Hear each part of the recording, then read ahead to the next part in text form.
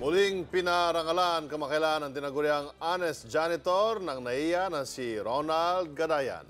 Kasabay nito, na-interview si Ronald sa isang payagan tungkol sa pagiging matapat. At dito raw, nag-iwan siya ng payo sa mga tatakbo ngayong eleksyon. Para pag-usapan yan, makakasama natin live sa studio ang Mr. Honest ng NAIA, Terminal 2, na si Ronald Gadayan. Magandang umaga. Welcome po, sir. Ay, magandang umaga po. Sa dinami-dami ng nasauli mo ng gamit, alin para sa iyo yung pinaka hindi mo makakalimutan? Ay, yung hindi ko pa makakalimutan yung unang pagkakapot ko ng malaking halaga po. Magkano yung malaking halaga na yun? Bali, kung higit ko naman lang po sa 2.4 million. 2.4 million, Diyos ko po. Okay, so napulot mo yung 2.4 million. Balikan natin, sariwain natin yung pagkakataon na yun. Yung pagkakataon nun is, may time na nagkasakit yung anak ko. Bali, naghahanap ako ng taga ng pera para mapagamot ko sila. Yung araw din yun nakita ko yung bag na yun. Pero hindi sumakip sa isip ko na kunin yun kasi para sa akin gagawa ko ng para sa malis na paraan. Yan ang kailangan ng ating mga kandidato ngayon, honesty. Bukod sa mga natanggap mong award, ito ang dami, tingnan nyo, ipan natin yung camera. Sobrang dami. Wala pa ito, marami pa nandun sa box na yun. Nilarawan ka na rin bilang karakter sa isang play, ha? Opo. Ito, mas maganda pa ito sa mga comics na napanood natin kanina. Okay, pakikwento. Ito po yung isang stage play na napapanood sa buong Pilipinas, isang pop popular hashtag. Bali po 5 kaming bayani na gumanap. Isa po ako sa napili na stage play na bilang isang modelo ng bansa na hindi lang sa isang stage play, talagang may aral po din po kasi siya na may makukuha. Yun po yung umikot sa buong Pilipinas po. Kapag merong mga oportunidad, meron kang napupulot, nakakalap, nakikitang malaking halaga o maliit o malaki, no? Ano yung pumapasok sa isip mo? Ang pumapasok ko sa isip ko yung unang isipin ko yung Diyos po. Para kung yung turo po sa akin ng magulang ko na kahit na wala man lang kaming kayamanan o pera na basta't gumawa po na mabuti sa kapwa, yun po yung pinamana po sa amin ng aming mga magulang.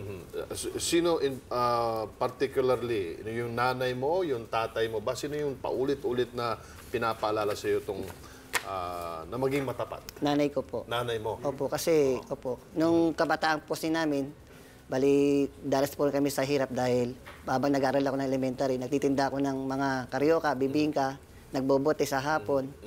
Yung time na nagkaroon din ako ng pagkakataon na maging isang tapat kasi yung time na nagtitinda ako ng karyoka is may nagsukli sa akin na pera. Higit ko mo lang sa 500. Akala ko 100 lang yung pera niya. Pero inabol ko siya kasi nga sobrang binigay niya sa akin.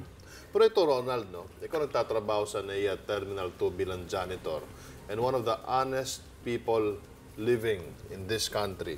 Ano nararamdaman mo pag nakikita mo yung mga... Siyempre, ang daming mga bumibiyahe dyan sa NAIA Terminal 2, di ba? Papuntang abroad at iba na nabasa mo sa dyaryo, may mga issue ng korupsyon, etc. Tapos nakikita mo, pag pauwi sila, napakadaming mga tinutulak na mga baga-bagaheng sinaping doon sa labas ng bansa. At alam mo naman na questionable yung kanilang yaman.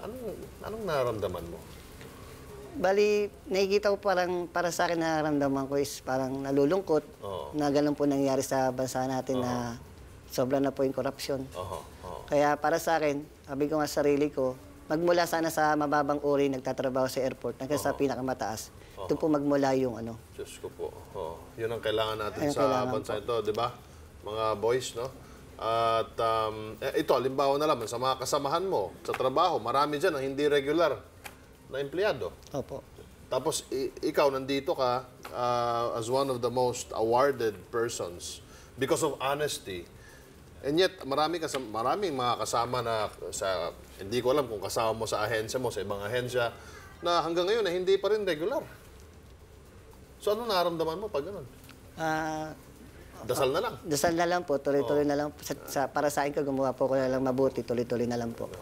Boss MVP, ito dapat ang ating ina-hire dito at ginagawang regular. Ito, nabanggit mo sa isang panayam na kulang ang matapat na pinuno sa bansa. Ano ang masasabi mo sa kanila para magbago?